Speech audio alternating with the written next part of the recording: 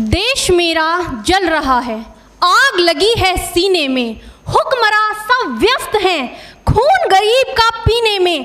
तो राम मंदिर या बाबरी का पक्ष नहीं मैं लाई हूं, घायल भारत चीख रहा है, चीख सुनाने आई हूं। परम आदरणीय सभापति महोदय, मंचासीन निर्णायक मंडल समिति एवं उपस्थित मेरे प्यारे साथियों, मैं आरक्षी खुशबू चौहान, केंद्रीय रिजर्व पुलिस बल, आज सदन की राय से असहमत होते हुए वक्ता विपक्ष में अपने विचार प्रस्तुत करूंगी।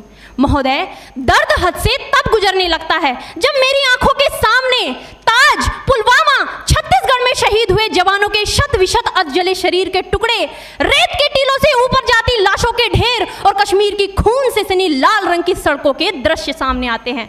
उस पर मेरे प्रतिपक्षी महोदय का कहना ये कि मानवाधिकारों की अनुपालना करते हुए देश से उग्रवाद और आतंकवाद को समाप्त किया जा सकता है।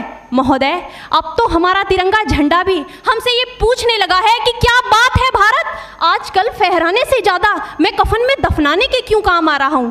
महोदय, हृदय तो उस दिन फट गया जब बूढ़ी माँ अपने बेटे के चिथड़ों को देखकर बोली कि साहब, आप तो भर्ती में 1 इंच भी कम नहीं लेते, मैं आधा शरीर कैसे ले लूं। महोदय, आज इन मानवाधिकारों के कारण इन आतंकियों के बंगलों की आकाओं की नाकफनी हंसती है और शहीद हुए हमारे जवानों के आंगन की तुलसी रोती है। जब एक शहीद हुए जवान की विधवा की वेदना चीख चीख कर ये कहती है कि प्यार भी भरपूर गया, मांग का सिंदूर गया, नन्हे नौनिहालों की लंगोटियां चली गई, छोटी छोटी बेटियों की चोटियां चली गई और आपके लिए तो एक आदमी मरा है साहब, मेरे घर की तो रोटियां ही चली गई।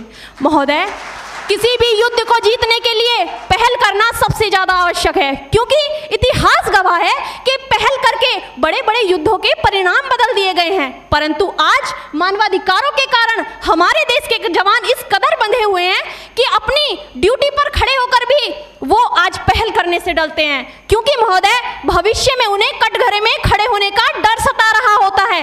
वो ये जानते हैं कि चाहे एक उग्रवादी की राइफल से निकलने वाली गोली को ये तय करना पड़े या ना पड़े कि वो किसे लगेगी, लेकिन हमारी राइफल से निकलने वाली हर गोली को ये निर्णय लेना पड़ता है कि चाहे वो किसी निर्दोष को लगे, दोषी को लगे या ना लगे, परंतु किसी निर्दोष को नहीं लगनी चाहिए। यदि ऐसा हुआ तो ना तो ये समाज हमें छोड़ेगा, ना ही तिल का ताड़ बनाने वाली ये मीडिया हमें छोड़ेगी। और महोदय, मानवाधिकार के तले किसी जवान को दबाकर युद्ध के मैदान में छोड़ देना कोई वीरता नहीं, एक आत्महत्या है। क्योंकि महोदय, फूल को श्रृंगार दो ये मुमकिन नहीं और एक वीर को झनकार दो ये मुमकिन नहीं। जो हाथ बांध दे सेना के, ऐसे मानवाधिकार का पालन संभव नहीं।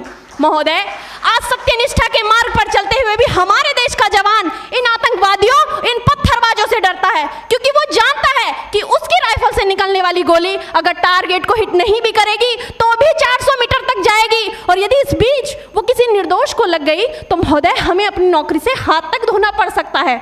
और महोदय, अपनी नौकरी को बचाने की खातिर एक जवान आज ये सोचता है कि चाहे सांप मरे या ना मरे, परंतु लाठी नहीं टूटनी चाहिए, क्योंकि आज हमारे देश के हालात कुछ ऐसे हो गए हैं कि चिरागों को हवाओं में उछाला जा रहा है, हवाओं पर भी रोब डाला जा रहा है। अरे हम ही तो बुनियाद है आंतरिक सुरक्षा की, और आज हमें ही नौकरी से निकाला जा रहा है। महोदय, जब पुलवामा में 44 जवान शहीद हुए, छत्तीसगढ़ में 76 जवान शहीद हुए, तो कोई भी मानवाधिकार की दुहाई देने वाला हमारे पक्ष में आकर खड़ा नहीं हुआ।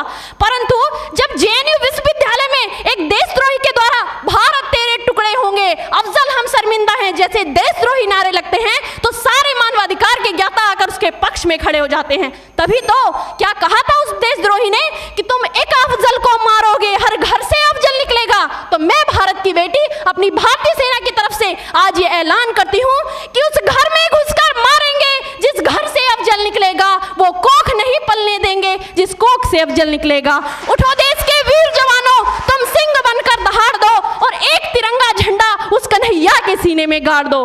महोदय, अंत में अपनी वाणी को विराम की ओर ले जाते हुए मैं सिर्फ इतना ही कहना चाहूंगी कि मुझे अफसोस है अपने देश की न्यायिक प्रक्रिया पर, जहां आज भी रात के 12 बजे अजमल कसाब जैसे आतंकी के लिए सर्वोच्च न्यायालय के दरवाजे खोल दिए जाते हैं। ऐसे देश से मानवाधिकारों की अनुपालना करते हुए आतंकवाद और उग्रवाद से कभी नहीं निपटा जा सकता। मानवाधिकार के नाम की दुहाइयां देने वालों, सीमा पर लड़ा नहीं जाता, चरखों से शोलों के आगे रामायण पढ़ी नहीं जाती, सीमा पर गोलों के आगे। धरती के घोर कुहासे को एक सूरज ही हर सकता है, क्योंकि एटम बम से रक्षा रक्षा केवल एटम बम ही कर सकता है। जय हिंद, जय भारत।